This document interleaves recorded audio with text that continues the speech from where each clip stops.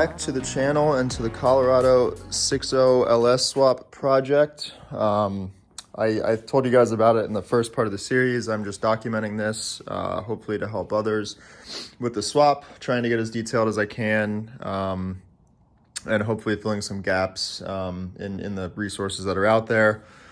In this episode, I'm actually filming this after a lot of the work that's done. I didn't decide to make this YouTube series until I had done a few things, so I'm filming an intro a bit late. But in this episode, I'm going to show you guys the suspension, the Beltex suspension, front and rear that I got, as well as the wheels. I'll give a little bit more detail about the wheel setup. So this is the finished product. I will show you guys how we got to this point. Stay tuned. This is the Belltech Street Performance Lowering Shock. The shock basically lowers the truck about 2 inches. It takes the lower strut mount down here, and compared to OEM, it basically lowers the bottom strut mount down 2 inches compared to the factory. Interesting design. They include a bunch of spacers so you can actually get it back to OEM height. So this is the Beltech strut with OEM spring and 0 spacers installed. So this gives you about a 2-inch drop on a 2-wheel drive Colorado. The job was pretty easy overall. The big issue that I had really was the sway bar link. So the sway bar link, the factory one is an extremely piss poor design, and it doesn't have really anything for you to grab onto. So there's no hex nut, on the other side of the actual nut.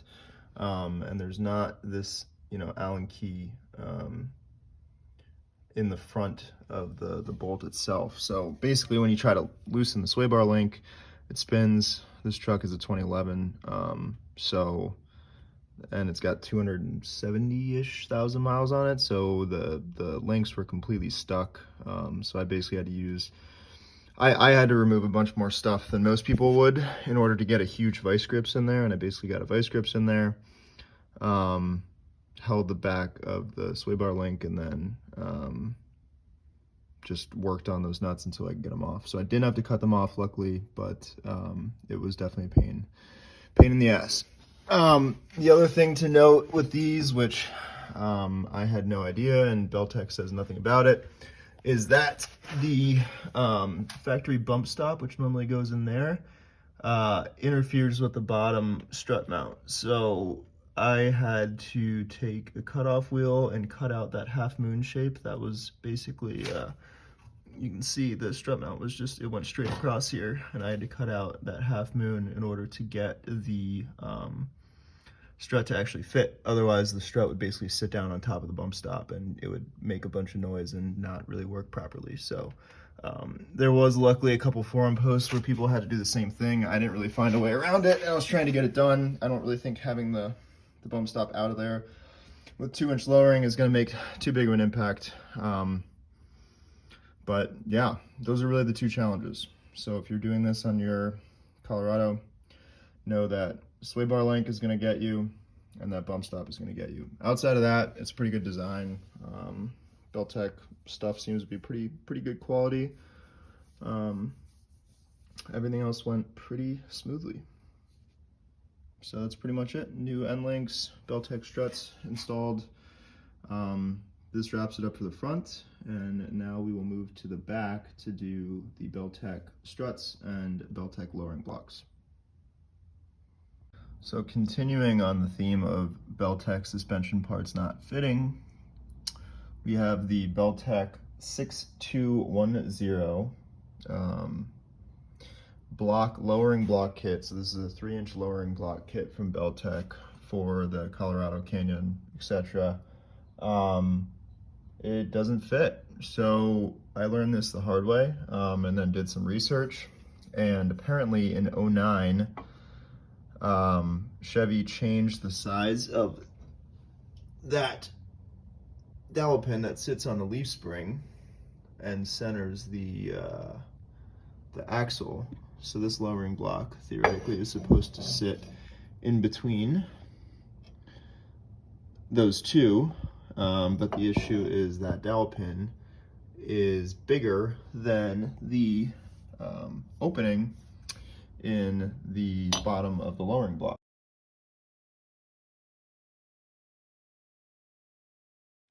I did some research and found some forum posts where people talked about this issue, and apparently Belltech has not addressed it, not done anything about it, which is very frustrating. Basically, there's one kit on the market, which is a JTR kit. JTR is a brand I've never heard of. They look like a pretty small company. They actually have you select, when you're going to order one of these lowering kits, they actually have you select the year for your Colorado, and if it's an 09 plus, then it gives you lowering block with the correct size pin. I believe the 09 plus is a 15 millimeter size pin. It's about 19/32 is the size, which is a fair amount larger than this. So I went back and forth in terms of what to do. I thought about calling Summit, calling Belltech, bitching, just probably make me feel better. Realistically, they probably wouldn't do anything for me. Ended up pricing it out and figuring out that, you know, the JTR kit is about $100. I got this on sale for, call it about 50. So I found a few universal lowering blocks with a dowel pin size that actually is pretty close. I think it came out to about what was it?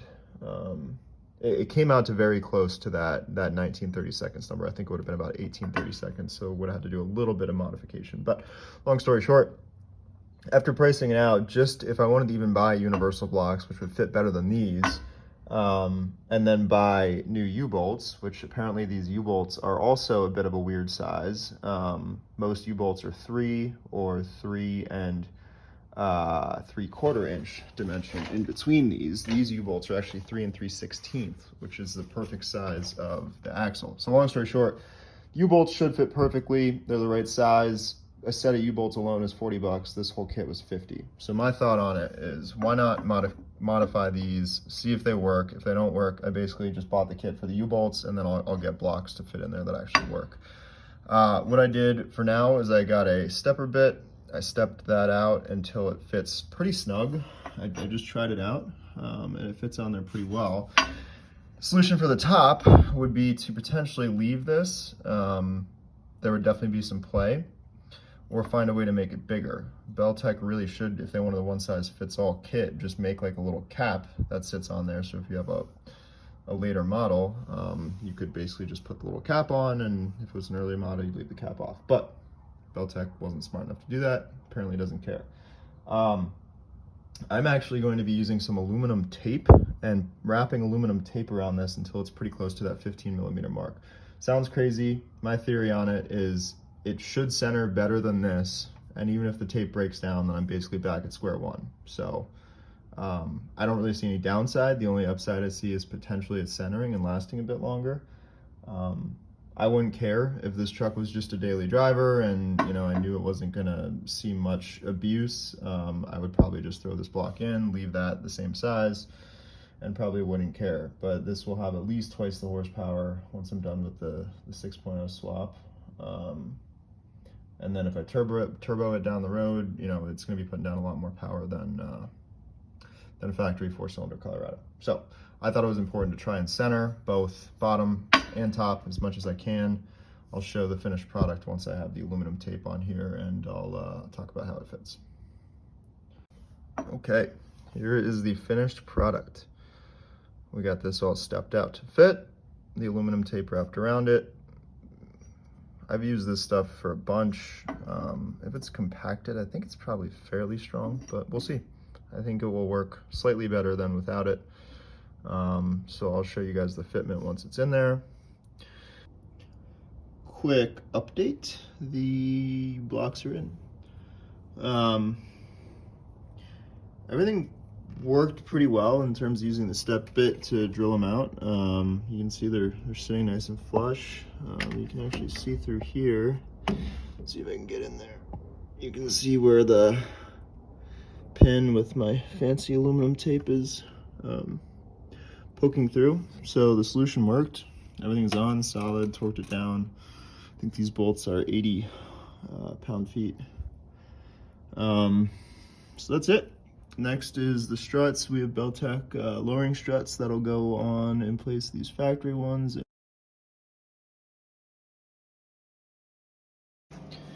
All right, so update on the rear struts. The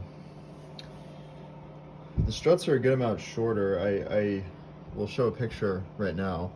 But the struts are a good amount shorter than the factory struts. So the only way I can figure to do this is by jacking up the rear. So I have a spare jack under here. I'm gonna jack that up until I can get the Beltex struts in here. There's the upper strut mount there. Pretty easy to take the old struts off. Those are just it's a 21 millimeter bolt, and then the top is two 10 millimeters. For some reason, the right side is really long. I don't understand why, so it took a while to get that one out, but yeah, fairly easy to get it out. So I'll give a quick update once I get the Beltex struts in. Strut is in. Bottom nut is torqued to 70 pound-feet. Top nuts are 26 pound-feet, and I'll show a picture, but this one, very difficult to see. The back one on the right side is impossible to tighten with the socket because of the size of the shock. The shock is a lot thicker than the factory one, which makes it really difficult to get a socket in there. So I got it almost all the way tight. The shock can kind of wiggle back and forth, but to completely tighten it, I actually had to do that right one with a wrench. So snugged it up as much as I could, and torqued the other side. So I think it should be fine. The last challenge here is that bump stop is definitely too close to the axle. So I'm going to take that off and cut it down probably to that level, and then we'll call it good for the set. Bump stops are cut down. I took 2 pieces of rubber off them, which gave me a little bit more clearance. A lot of people would probably take the bump stops out. I did take the front bump stops out because they just straight up wouldn't fit. They hit the lower strut mount, as I talked about before. So no fronts. Backs I cut down. I like the idea of having something there. I will be using this truck for work from time to time. I'll be throwing stuff in the bed, so I like the idea if the bed's loaded up, at least there's something between the axle and the frame. This side's done. I'll do the same thing on the other side. I'll share any learnings I have. Just a quick note, this is my first truck suspension job. This is my first American car suspension job. I typically work on German or Japanese cars. This was way more of a pain in the ass than I thought it would be. Just a lot of little finicky things that made this job pretty tough. I think it didn't help that the Belltech parts just didn't fit well, but anyway, it's done. I'm gonna go tackle the other side, and then I'll take some shots of the truck once it's down on the ground. All right, so suspension is finished. Wheels are on. You can see things are lowered, looking good. I checked the clearance. There's still a good probably 4 inches, maybe 5 inches before it hits the trimmed bump stop. Wheels are on. Wheels for these trucks are a bit tough. Because they're a 6-bolt pattern, which actually I don't know anything about trucks, but I think it's a bit of a strange pattern. I know it's the same as a lot of the more JDM trucks, like the Tacomas and whatnot. The Tommy Effia and some of the other guys that wanted to spend the money and whatnot were able to put like TE37s, and I think Ricer Miata did Enkei RPF ones, which look sick, but they're expensive. I looked around for a while and I ended up finding these on NL Motoring. So these are 969 6-1. The model is 6-1, brand is 969. Again, I got these from NL Motoring. I'm not sure if you can get them anywhere else. I think they're like the main distributor for the brand. I hadn't heard of the brand before, but I'm super happy with the wheels. Seem pretty good quality. So I went with an 18 by 9 all around, so 18 by 9 squared with a 265 45 18, or sorry, 255 45 18. I wanted a little bit more sidewall on here since it is a truck. You know, I could have gone a little more low profile, but I'm not lowering it a crazy amount. And again, I wanted that sidewall because, you know, I don't want to have to deal with popping tires and a super harsh ride. So I think it looks really good. I'm pretty happy with the look. Offset is 0, so you can see there's definitely some poke. There we go.